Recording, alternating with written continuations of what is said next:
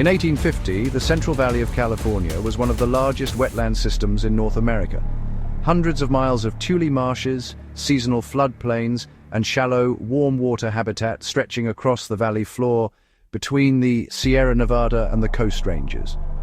A naturalist named John Xantus de Vesey, traveling through the region in the 1850s, described the wetland birds and reptiles of the valley as existing in numbers that seemed almost impossible to count. Among the species that filled those marshes was the giant garter snake, the largest garter snake in North America at up to 160 centimeters, hunting frogs and fish in the shallow water, disappearing into the tule reeds when disturbed.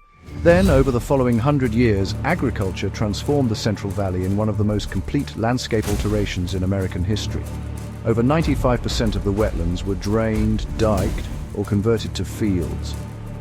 The giant garter snake found itself in irrigation canals and rice paddies, a shadow of its original habitat, but enough to survive in fragments. Today, it is critically endangered, occupying a handful of disconnected locations in the northern Sacramento Valley, its population so isolated from each other that genetic exchange between them has become nearly impossible without human intervention. Rice cultivation has become an ironic lifeline. Flooded rice fields mimic wetland conditions closely enough to support limited reproduction.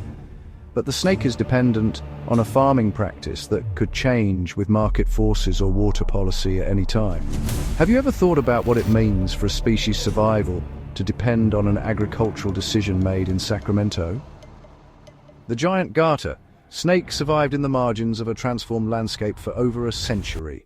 Whether those margins remain is no longer a biological question. It is an economic one.